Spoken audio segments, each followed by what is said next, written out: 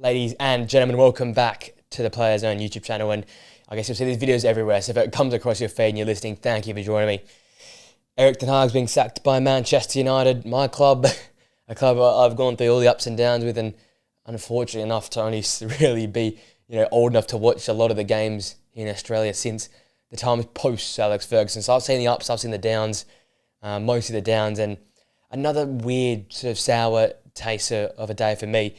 I'm not a man who likes to just sack managers willy-nilly, but I've gone and wanted Ole Gunnar Solskjaer out. He left. I wanted Mourinho out at the time. He left. I wanted Moyes at the time. He left.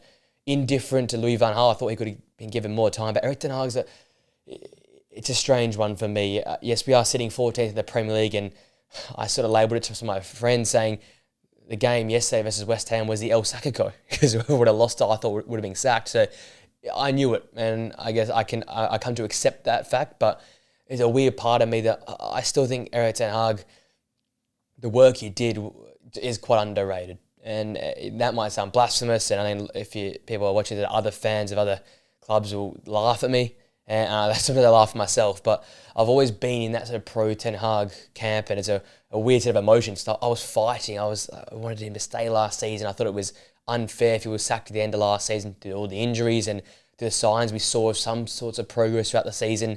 Win the FA Cup against City, massive job coming to the season, really solid pre-season, solving Sancho-type problems, great signings, but not massive overhaul of the squad altogether. Compete with City in the Community Shield and could have easily won that, start the season off, and then from there it's basically gone downhill. And I've said a lot in podcasts, and I sort of want to build on it here in this video about, I guess, the shortcomings of Erik Ten Hag, because for me, the off-field work he did was fantastic. I still believe he handled that Ronaldo situation really well. The way it ended, sometimes people can perceive it as being poor, but I think he made the right decision for the club moving forward for the team, and I appreciate that. The way he dealt with some of the Rashford debacles off the pitch, I think he did really, really well. The way he dealt with the media and the criticism he constantly was going to get and got, fantastic. I think he changed the mindset of the club to not being so negative and toxic. He removed those toxic environments. He developed the squad. I think the biggest one for me, the number one thing is basically our best players have all been developed under Erik Ten Hag. Kobbie Mainoo, Alejandro Garnacho, the emergence of Collier in midfield, Harry Amas coming through the academy as well. The trust and faith he gave in these young players is fantastic. But I guess the shortcomings go when you see things like the sale of David or the release of David De Gea, not be able to get enough out of Marcus Rashford, the persistence of Bruno Fernandes when he's out of form at times. They're the shortcomings, and I guess the biggest one is that style of football. And as a United fan, I've been waiting and looking for any signs of a coherent game plan. But I said it a lot this season. I literally said it in the podcast that came out today. Manchester United, for me, are an imbalanced mess. Going forward, it can look amazing at times, but then you look so vulnerable defensively, committing too many numbers forward, wing-backs getting too high, Casemiro looking too isolated. But then you've got games and you're looking really, really solid defensive, but you can't break down any side. There is a real imbalance, and it's a funny situation at Manchester United because for once it's not the players forcing the manager out because they're not playing for the players are playing for the manager. That game versus West Ham yesterday, it was actually a really solid performance. All in all, a truckload of chances created. You saw the celebrations when Casemiro scored the goal. He was up and about. Zertsky was up and about. We know Dalot, the passion he has. Bruno Fernandes plays for this manager. The players definitely were not downing tools for the manager. It was just a fact of whatever Ten Hag was trying to do wasn't being shown, or the players couldn't do it. And I guess that, at the end of the day, is the shortcomings that was there. And it's sort of weird, but I give a lot of credit to what he did off the pitch, because Manchester United is a basket case, and it has been a basket case now for 6 to 8 years. But there was signs made of fixing things off the pitch, getting the right mentality, the right culture around the club.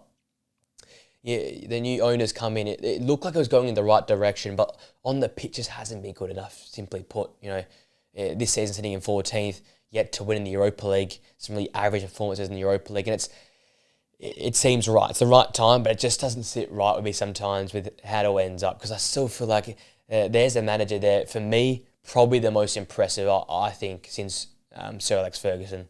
And I always refer to this one game, and I think this is it's kind of quite strange how I've said all these positive things about Erik Ten Hag, but I think he was sacked from the moment of that Brentford game. That absolute debacle, playing out from the back, getting exposed in that game there, that 4-0 result on the back of the Brighton, I think 3-0 on the opening day of his managerial charge. Erik Ten Hag died there. His style, his philosophy, his, I guess, arrogance and exuberance died there. Because Erik Ten Hag came in with this philosophy in style of football playing out from the back. The idea of inverting fullbacks, not committing all his numbers forward, not being a counter-attacking team, being a possession team. But it didn't work in those first few match days. De Gea struggled, the defence struggled with Harry Maguire, Ronaldo wasn't getting much touches of the football. And then Erik Ten Hag wins this game versus Liverpool. I'll touch on later. One of the highlights of for me in that time of Erik Ten Hag there, but it was a counter-attacking style, Sancho on the break, Rashford on the break, getting the job done at Old Trafford on, I think, a Saturday or Friday evening. And from then on, that whole possession style of football, that Ajax style that Ten Hag was supposed to come in and implement, never really took off. And you see it in patches, you see it in games, but I guess that word is the best word to describe Ten Hag's team. His performance is patchy. Man City in the FA Cup final, fantastic performance. But the semi-final versus Coventry, pathetic. And it's just moments and moments. Yesterday against West Ham, first half, absolutely superb. Should have scored 4 or 5. But second half, mediocre at best. Like, really average. Think of Crystal Palace, that 0-0 result. Crystal Palace, a team that's really struggled this season. You can't score versus them. You hit the crossbar. A lot of missed opportunities. Bruno Fernandes not performing. Tottenham getting battered by them. Battered by Liverpool. I guess the 7-0 away at Liverpool early on in the reign as well. There was just a lot of inconsistency, a lot of patchy performances, and I think that's just simply where Erik Ten Hag fell short. I think it's hard, Manchester United, really hard to implement your style, implement your way. The media's on your back, the fans are on your back, and the whole world's on your back, realistically, because Manchester United, tonight's the Ballon d'Or night, but all the news about Erik Ten Hag being sacked, it is obvious, and I don't want to be arrogant about this, but we are the biggest club. Manchester United is the biggest club in world football.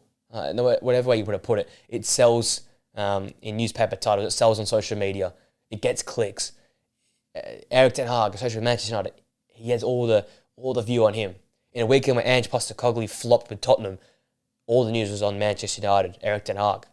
It's funny how things work there. So it's really hard to implement your style of football, really hard to be just purely yourself. And I think that dagger came really early on, that Brentford game, that 4-0 loss at the G-Tech.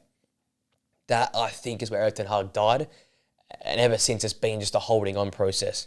And yes, there were mistakes made. Some of the signings, the one for Anthony that hasn't really worked out. Recently, the persistence, Bruno Fernandes. In many regards, also the persistence of Casemiro and the willingness to just keep forcing him in there where it seems his legs have purely, truly gone away from him. The sale of Cristiano Ronaldo, people may think it's a negative. I think it was a positive, but you can view that in different ways as well. There is equal positive and negatives going on at the club, and some of it has gone to Ten Hag. But I think there's still been a lot of progress made under him. And I think the next manager that comes in, yes, it's going to be a massive task because, again, it's a whole new squad and your whole new idea, philosophy potentially. It's going to be hard to just pick up where you left off. But I think out of all the managers, Erik Ten Hag's left off this club with the next manager to pick up in a much better light. There's some great owners now, which helps, but there is a philosophy, there is a culture built. There is a intensity drilled into this side. Philosophy needs to be tinkered with, but there's signs there. There's moments in games you can see that happening. So I think all in all, out of all the managers, Jose probably the most successful, but Erik Ten Hag, 2 trophies. I can see my stats here. 2.5 years, 2 trophies, Carabao Cup, FA Cup. Some of the highlights for me, that Carabao Cup final win, the FA Cup semi-final versus Brighton in 2023, that win away at Wolves last season when Kobbie Mainoo scores the winner. Obviously the 2 wins versus Liverpool, the first win under Erik Ten Hag's reign in the Premier League, that game versus Liverpool where he just counter-attack Klopp deluxe and a massive win with Rashford on the score sheet there. And then obviously last season's FA Cup quarter-final win versus Liverpool, Amad Diallo with the winner.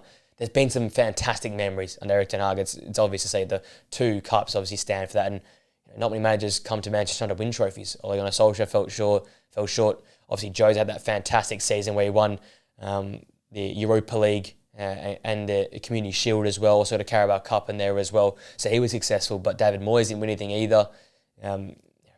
Louis van Gaal won the FA Cup, but never really looked likely.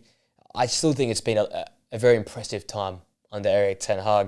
128 games in charge, 72 wins, 36 losses in his time there, averaging 1.84 points per game. So up there, I think Premier League points per game, he sits only ahead of David Moyes. But in terms of points per game, just all in all in European competitions as well, I think he sits third out of the managers since Sir Alex Ferguson. So there is a lot of positives there, but the negative is clearly just the 40 points in Premier League games in 2024. 27 games in 2024, 40 points only picked up. So it's really fell off in recent times, and it seems probably the right time to depart from Erik Ten Hag.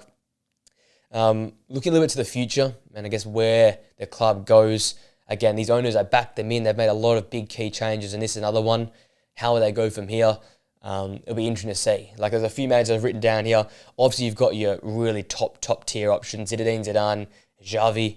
That's probably the top two that will come in and obviously instantly make an impact, and they exude confidence, and they have a style, and they'll make improvements at the club. I'd love to see Luis de la Fuente potentially get a chance. Manchester United, the Spanish manager. I doubt you'll be able to get him out of the Spanish national team, especially after the dominance at the Euros. But if you can get him to Manchester United, I'd love to see that style of football implemented at Old Trafford. Then you've got, I guess, some more realistic targets. Ruben Amorim, I think, will be, for me, out of the more realistic ones, one I definitely support. Love to see what Amorim can do at Manchester United. Again, a Portuguese link. United and Portugal have been closely linked a lot. And how he can, I guess, maximise the forward play of Manchester United, which has been, I think, a shortcome in recent weeks, especially under Erik Ten Hag, is goals. I think there's a lot to be said how you can get the strike force going. Because in a possession system, Amad Diallo looks fantastic, but then in the counter-attacking style, Garnacho, Rashford, Haaland really work. But is that really a positive way of playing football? Is that really a way that United want to play going forward? So Ruben Amorim, I think, will come in and try and fix that up. Got a team there at Sporting that, like the Victor Gyökeres, Trincao, these players up top are really creative, really special in tight areas. And once they turn the ball over, they very quickly get forward and spark attacking football and play with a pace and play with some guile and sharpness in the final third, which would be really handy at Old Trafford. So I'd love to see Ruben Amorim join Manchester United if they can get him across from Sporting Lisbon. Obviously, you lose out on Pochettino and Tuchel, which I probably wouldn't really want them anyway at their club. Obviously, Gareth Southgate links are going to be there, but excuse my French, but I do not want Gareth Southgate. I reckon it's the worst option possible at this current point in time. Same with Kieran McKenna. I do not want to see a Kieran McKenna at Old Trafford at all. Yes, Ruud van Nistelrooy is the interim manager. I've seen people say, does he become the permanent manager? We've gone through that already with Ole Gunnar Solskjaer. I don't want him either. So, to be honest, all the realistic targets, it's got to be Ruben Amorim for me, if I'm being brutally honest. I'd love to see Edin Terzic maybe get a chance. It also blew up really quite spectacularly last season at Borussia Dortmund after going all the way to Champions League final, then losing his job a few days later. I'd love to see him have a go. A younger manager yet again. Yes, Borussia Dortmund struggled in the league last season, but a famous run in the Champions League. A little bit more of that counter-attacking style, but still an emphasis on pressing and a lot of energy in midfield. So I think that's where United have to go for. That's the progression United have to make, is more energy, more work rate in midfield. And I think an Edin Terzic-led side could do that with a lot of exciting pushing on from fullback positions, which we've got in Diogo Dalot and Nusa Masraoui, alongside with Luke Shaw and Terrell Malacia coming back as well. So that would suit the Terzic style in many regards. Obviously, Allegri is a really different option coming from the Serie A. Obviously, leaving Juventus by mutual consent last season, but now that is a defensive system. That is reverting back to sort of the Jose Mourinho type. Does it work in this modern style, modern way of football? I don't know. I question it a lot. We're seeing Simeone struggle in La Liga with it. I was critical on Allegri last season with Juve about it, but they won a trophy in the end, and he's going to get you points. And if the system works, he's going to win you games of football. Will it be great to watch? No, it definitely won't. You thought Ten Hag would be difficult to watch. It's not going to be much better to watch under Massimiliano Allegri, but he wins games, he wins trophies. Is this team good enough for him though? That's my question. That's a question for a lot of these managers. If a Zidane does come in, if a Xavi does come in, if an Allegri does come in, is this side good enough for them to take and actually manage the style they want to play? Because there's a lot of tinkering that has to be done, I feel like. Then it comes to my favourite options, the last two here before we sort of wrap this video up, and they are rogue. I'm not going to say these are going to happen, but I would really love these two managers to come in because I'm a big fan of both of them. Starting with Andoni Iraola. If you know the channel, if you know me, if you listen to the podcast, I rave to high heavens about Andoni Iraola and the way he plays his football. There is a distinct confidence about the way he handles himself in the touch. I think he can actually deal with the Old Trafford pressure and the badge of Manchester United and coaching at Old Trafford. I feel like he really could. He carries himself well. He is animated on the sidelines, constantly demanding a lot from his side, and has developed a lot of young talent as well at Bournemouth. Ilya Zarbani, Araho coming in this season at full-back. The way he's made Senesi one of the better centre-backs in the Premier League. The way he utilises Cook and Christie in midfield for Bournemouth. And for me, the way he maximised that front line with Antoine Semenyo, Dominic Solanke, Marcus Tavernier, Justin Kluivert last season. And he's been short-handed. He's had a lot of players missing through injuries and a club that doesn't spend much money, but he's implemented a style of football that is an ability to sit in and absorb pressure in key periods, but most impressively for me, is ability to take the game to any single team on any single day. Did it at Old Trafford last season, got the result. He did it last week versus Aston Villa, got an impressive 1-1 draw to absorbing some pressure, but also taking it to the Villa in key moments and getting a massive goal and getting a massive point. They challenged Arsenal, they beat Arsenal 2 weeks ago. They challenged the big boys at home, every single club last season. He's got a unique philosophy, unique style of football, and I'd love to see him at a big club because I think that pressing, that ball retention, that quick passing and moving type action that he implements at Bournemouth will just be to the next level at a Manchester United with some high quality players as well. And he has a lot of buy-in from the players at Bournemouth. I think he'd have kept that at Old Trafford as well. So I'd be really keen to get Andoni Iraola on the touch at Old Trafford. Another player, a manager, for me, Sebastian Hoeneß, the VfB Stuttgart manager, someone who if you watch the podcast, highlighted maybe 12 months ago now, 13 months ago. Fantastic with Stuttgart last season, second in the Bundesliga. A bit of a shakier start this season with Anton, Aitzo and Guirassy leaving the club, but a really exciting way of football. This is coming from the Bundesliga, which is a lot of attacking football, high pressing. They're a high energetic side. Saw what they did to Juventus a few days ago. A side that hasn't conceded and hasn't really looked like conceding a lot in recent weeks. Just exploited them, got at them, played with energy, played with pace, a pressing style of football, utilising the wide areas, really good at using the half spaces under Sebastian Hoeneß. Enzo Milos, absolutely been fantastic this season. The way that he was able to push like to Maximilian Mittelstadt on last season, lots of Lewilling as well at Stuttgart. These type of players are really shone under a Hoeneß system, which is prioritises winning the ball back up the pitch, high energetic pressing, at times exposing yourself at the back, but keeping a real tight, compact system where there's no space between the midfield and defence. So everyone goes and presses together, everyone plays high up the pitch, and once you win that ball back, there's a real want and necessity to play the ball forward, play the ball direct, and play the ball at pace. And I feel like that is an exciting prospect. That is exciting at Old Trafford. You know, Chelsea took a punt on Enzo Maresca. Yes, it was the championship, English system, sort of can correlate, but we haven't seen many championship managers come and just hit the ground running with a big side or really be a positive. I think to Frank Lampard in many regards, did really well with Derby in the championship, came up, really struggled with Chelsea. Enzo Maresca, I think, is a bit of a one-off. But what it was Chelsea taking a punt, seeing the system, seeing the style of football, seeing the confidence the manager exudes and has on the group, and taking a punt on that and backing that in. I think whether it be Ruben Amorim, Andoni Iraola or Sebastian Hoeneß, all three of them, they are all unique in the way they play their football, but boy, do they go about playing their style. They are unequivocally themselves in the style of football they play, the way they go about conducting themselves. And I think that's what Old Trafford needs. I think after Erik Ten Hag, that's the way forward. A younger manager, a manager that's unafraid to be themselves, a manager that's going to play a little bit different, a little bit more positive, because that's what United fans have been asking for many years. And we saw it at times with Ten Hag, but not consistently enough. These managers feel like will go and die by their own sword. Similar to sort of Ange Postecoglou.